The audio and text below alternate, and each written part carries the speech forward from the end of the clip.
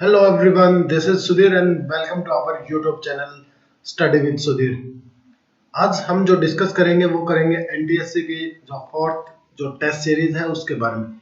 3 वो हम कर चुके हैं। आज जो टेस्ट सीरीज है वो होगी हमारी फोर्थ जो टेस्ट सीरीज है उसके बारे में डिस्कस करेंगे आप लोगों के साथ।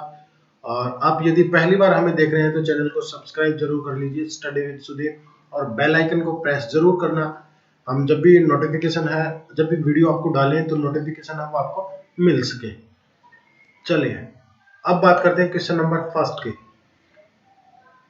जो क्वेश्चन नंबर जो फर्स्ट है इसके अंदर आपको 2 ऑप्शन है, स्टेटमेंट ए है और एक स्टेटमेंट आर है। 2 स्टेटमेंट दी गई हैं और इनमें से कौन सी जो स्टेटमेंट है वो आपको बतानी है। नीचे 4 ऑप्शन है, मैं एक बार स्टेटमेंट है वो आपको बता देता हूँ। इंडियन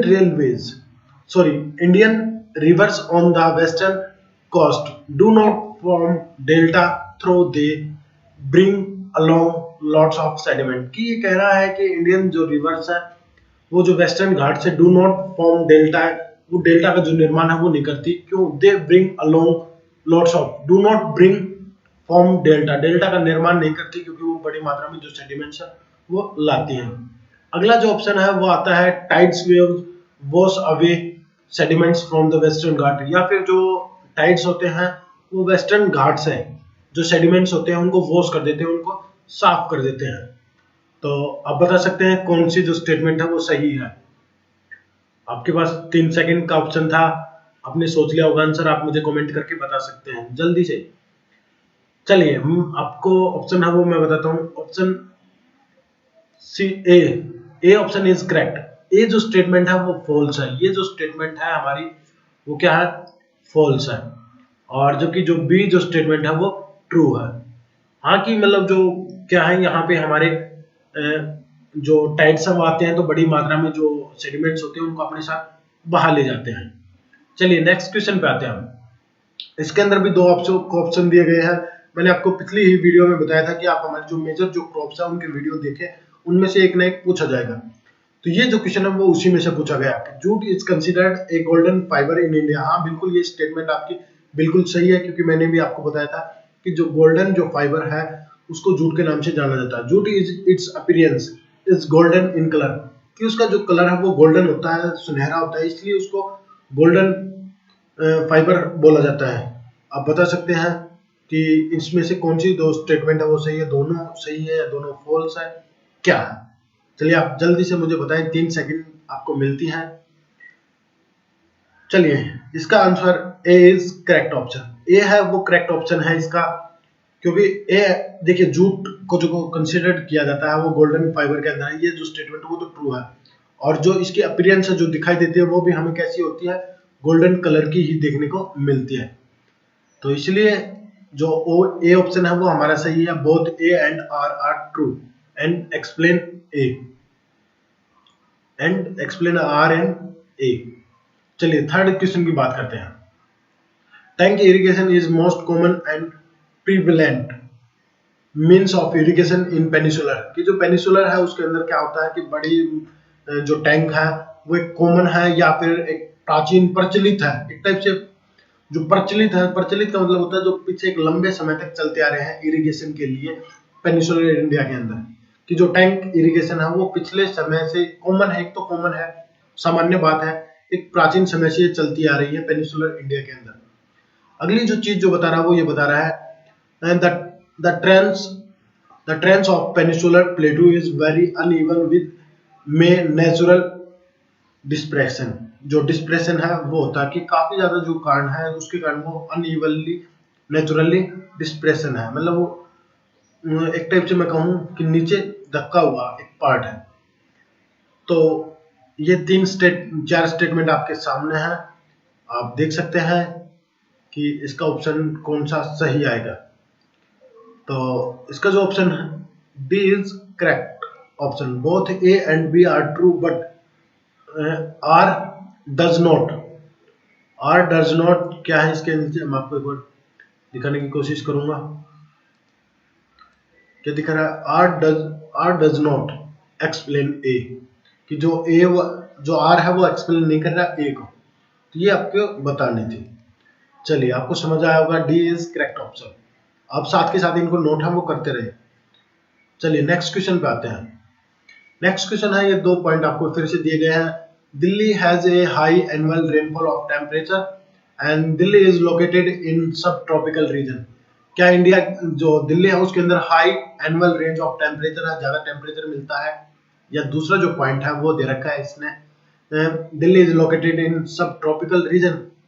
आप बता सकते हैं बी। इसके सामने आपके सामने 4 ऑप्शन है, तो ऑप्शन बी इज करेक्ट।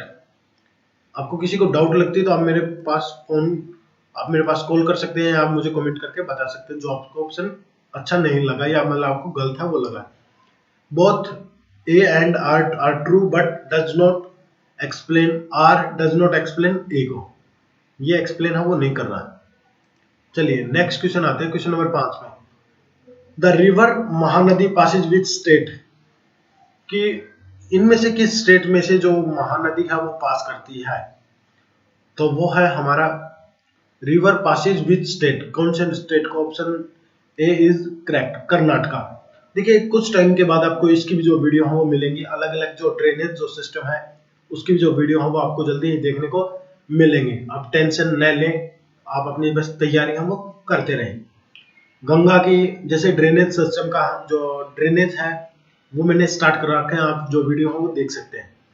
चलिए नेक्स्ट क्वेश्चन पे आते हैं। अब हम जल्दी है, जो नेक्स्ट क्वेश्चन है वो हमारे क्या है, India is deficient in which of the following minerals, कि इंडिया के अंदर सबसे कम मात्रा में डेफिशिएंट होता है कि कम, एक टाइप से कमी है डेफिशिएंट। तो क्वेश्चन नंबर ये 6 है हमारा, तो इसमें किस चीज की जो कमी है, डेफिशिएंसी है? तो आप बता सकते हैं। देखिए आयरन भी, बॉक्साइट भी हमने पढ़ा था, तो हमारी जो है लीड की कमी है, कि हमारे इंडिया के अंदर किसकी कमी है? लीड की, ये आपसे पूछ सकता है। चलिए नेक्स्ट क्वेश्चन आते हैं, 7th क्वेश्चन पे आता है। The source of best quality, पिस्मा, पस्मा या पिस्मा बोलते हैं, पिस्मीना, पश्मीना, इसका जो प्रोनाउंसिएशन है वो है पश्मीना। पश्मीना वूल, जो बेस्ट क्वालिटी की जो वूल है वो हमें कहाँ से मिलती है, कौन सी गोट होती है और किस स्थान की उनसे मिलती है? तो आपके सामने 3 ऑप्शन है। तो ये मिलती है हमें हिमाचल की जो गोट्स होती है उनके द्वारा ही हमें ये सबसे अच्छी मिलती है, जो चंबा जो गोट्स होती हैं उनसे। चलिए और बात करते हैं अब हम आगे क्वेश्चन नंबर 8 की। The main problem of green revolution is, जो ग्रीन रिवॉल्यूशन है उसकी जो मेन प्रॉब्लम थी वो क्या थी? जो मेन प्रॉब्लम थी वो क्या थी? आपके सामने 4 ऑप्शन है, आप बता सकते हैं जल्दी से, आपका 3 सेकंड का ऑप्शन जो टाइम है वो मिलता है। चलिए एक तो मैं बात करूं, ए, बी हो सकती है या नहीं, आप बता सकते हैं सी। मुझे तो ये तीनों ही लग रहे हैं, तो इसलिए all of them, option D is correct. क्योंकि देखिए ये इन्वायरमेंट की भी प्रॉब्लम थी, इम्बैलेंस की भी प्रॉब्लम थी, और inequality in the production of crop है, इसकी भी जो प्रॉब्लम फेस करनी पड़ रही थी हमें। तो ये अलग अलग भी आपसे पूछ सकता है या इकट्ठी भी देके आपसे पूछ सकता है। तो ये सभी की सभी ये प्रॉब्लम थी, तो इसका डी इज करेक्ट ऑप्शन। चलिए क्वेश्चन नंबर 9 की बात करते हैं। Royal Bengal tiger is found in which of the following forest, किस फॉरेस्ट के अंदर हमें जो बंगाल का जो टाइगर है वो देखने को मिलता है? आपके सामने ऑप्शन आते हैं, 4 ऑप्शन है, आप जल्दी से बताइए। और क्वेश्चन नंबर 9 है ये हमारा, और तो इसका ऑप्शन आएगा सी, सुंदरबन जो फॉरेस्ट होते हैं उनके अंदर हमें देखने को मिलते हैं। जो सुंदरबन जो फॉरेस्ट जो रीजन है उसके अंदर हमें रॉयल बंगाल जो टाइगर है वो देखने को मिलता है। देखिए गिर हमारे ये अलग है, गुजरात के अंदर विंध्याचल भी आपने पढ़ा था, तो ये सभी के सभी क्या है, अलग है। जबकि वेस्ट बंगाल के अंदर क्या आता है, हमारा सुंदरबन ही आता है। चलिए क्वेश्चन नंबर 10 की बात करते हैं। क्वेश्चन नंबर जो 10 है वो आता है, the coastal plain south of river Tapti till southern Goa is known as, कि देखिए आपको जो ताप्ती जो रिवर है उससे लेकर, देखिए मैं एक बार आपको कोशिश करूंगा कि मैं मैप बनाने की, यहाँ पे ड्राइंग तो ऐसी ही आती है मेरी।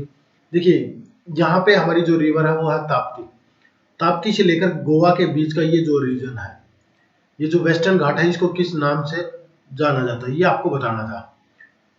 चलिए इसको बोला जाता है कोंकण तट, कोंकण कोस्टल प्लेन के नाम से इसको जाना जाता है। चलिए नेक्स्ट क्वेश्चन पे आते हैं अब हम। The western Ghat entries the Tamil Nadu state through Khalistan district, blank district जो भी आप बोलते हो, तो सीधा लोकल भाषा का इस्तेमाल ज्यादा करता हूँ, सॉरी उसके लिए। आप देख सकते हैं, फिर भी आपको लोकल भाषा ज्यादा अच्छी नहीं लगती तो आप मुझे कमेंट करके बता सकते हैं। The western Ghats enters Tamil Nadu state through blank district, किस डिस्ट्रिक्ट से जो वेस्टर्न घाट से जो एंटर्स करते हैं, आपको ये बतानी है। तो वो आएगा B, B option is correct.